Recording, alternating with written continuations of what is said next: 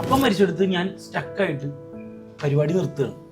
എനിക്കിനി എഴുതാൻ പറ്റൂല, ഞാനിനി ആർക്ക് വേണ്ടി എഴുതുന്നു, എൻ്റെ അപ്പനെ കാണിക്കാനാണ് ഞാൻ ഇതെല്ലാം ചെയ്തുകൊണ്ടിരുന്നത് വെച്ചാൽ. ഞാൻ പറഞ്ഞു ഞാൻ ഇല്ല കേട്ടാന്ന് പറഞ്ഞു. ഞാൻ നിർത്തിയേക്കാം, സിനിമ പണ്ടേ ഇല്ല ചിന്തയില്, ഇതുമില്ല എന്ന് പറഞ്ഞ് നിന്ന് നിർത്തി സ്റ്റോപ്പ് ചെയ്തില്ല ചേട്ടാ. ആ സ്റ്റോപ്പ് ചെയ്ത് ഞാൻ എറണാകുളം ഗേൾസ് സ്കൂളിൽ 300 രൂപക്ക് ഡെയിലി വേജസ് പഠിപ്പിക്കാൻ പോയി.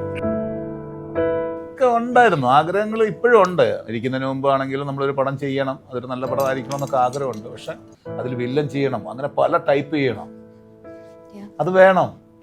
അല്ല ഹീറോ മാത്രം ഫോക്കസ് ചെയ്യരുത്. നടൻ സിദ്ദിഖായിട്ട് സംസാരിച്ചു, സിദ്ദിഖ പോലീസ് വേഷം കുറേ ചെയ്തിട്ട് ഇങ്ങനെ ഒരു ഇതുണ്ട്.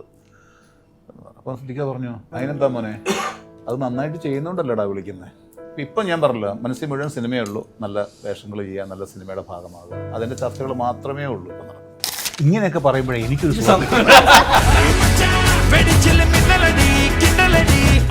ഇടതുപക്ഷത്തിൽ 2 പേര്, വലതുപക്ഷത്തിൽ 2 പേര്. അപ്പൊ ഞങ്ങളാരാ BJP?